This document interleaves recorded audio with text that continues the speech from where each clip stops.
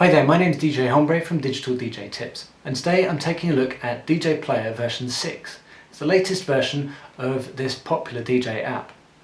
Now it's popular because it has a wealth of functionality, including DVS support, Midi mapping for any USB class compliant controller, USB sound card support, and in the latest version 5.8, Deezer support, which allows you to stream music directly into the app. There's also in-app recording and a whole bunch of other great stuff with DJ Player.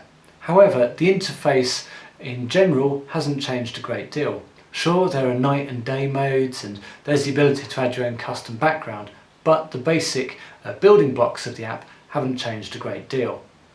So with version 6, all that has changed, and we'll take a look at that now. So as you can see, DJ Player has changed a lot since the previous version. You have two decks displayed on one page, deck A at the top and deck B at the bottom in pink, nicely colour coded. Now the colour code is important because with DJ Player version 6 you now have the option to mix 4 decks at once. So okay, you're only ever going to have 2 decks displayed on the page, but as you flick between decks they change colour. So I'm now on deck C and D. So I could choose to load up 4 tracks, have them all going for complete chaos and creativity. I don't have the brain power to do that myself at the moment, but I'm sure creative DJs will love this. So on your mixer page you do have the standard mixer settings, your EQs, which are great. They have kill buttons as well, a high pass low pass filter and a volume control. You also have this large XY control pad, which is great for your effects. Now on DJ Player, previous versions, the FX control pad was massive, and this is really good because it let you play with the effects and you didn't need to worry in a live environment. You knew that buttons were big, the pads were big, so you're always going to hit what you want at that point in time. If you wanted to change the effect, by the way, you press Shift and a whole bunch of other stuff gets displayed.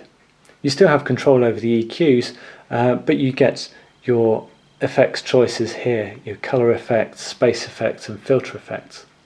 But also point to note here is you can change your headphone values, so if you want to cue deck A you can do that. You can also lock everything to the beat grid by using that quantize button. And there's the ubiquitous sync button as well, and a master button too. So what else can you do? Along the bottom you've got the crossfader, so you can mix between the 2 decks. Obviously all the way to the left is deck A and all the way to the right is deck B, and this will behave as it's always done. So for each deck you have 3 pages. So you've got the mixer FX page, you've got a cues and loops page, which behaves in a similar way to the way DJ Player dealt with cues and loops before. You have 8 storable cues and loops points which get displayed on your overall waveform there as well. And if you press that button again you get taken to a tempo control page. So your tempo control can be your traditional tempo control slider. Double tap that to return to the middle. You've got pitch bend buttons there and there, and you've got this little reverse button here too, which means you can implement a temporary reverse function. You've also got a key lock feature there too.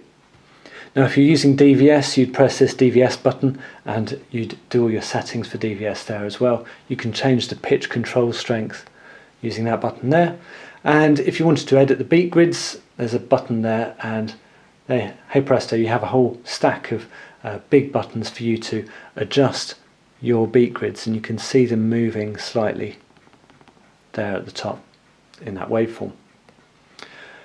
So there you go, there is another button here called More, which allows you to edit the overall settings for DJ Player, such as the headphone volumes, the master volume and so on. Also the record button as well, which records in any one of many formats.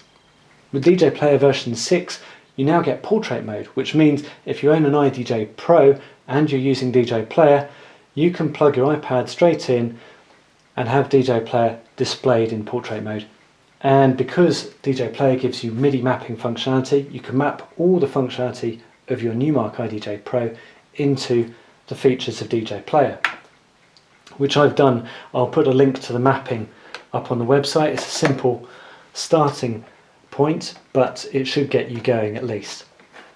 So some of the legwork there is done already.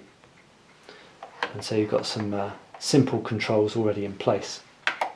And don't forget, because you're in portrait mode, everything else within the app is also portrait mode. So your library and the more button here as well, everything is in portrait mode.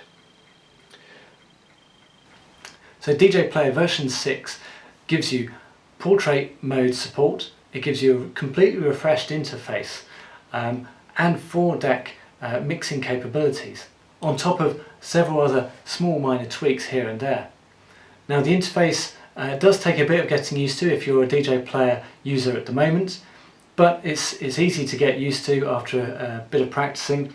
And to be fair, I really enjoy the new interface. I think it's well thought out. Given the amount of functionality that's been crammed into the app, it doesn't feel cluttered at any point, and the buttons are still big enough to press, so you don't feel that you're fiddling around with tiny little buttons and tiny little XY pads.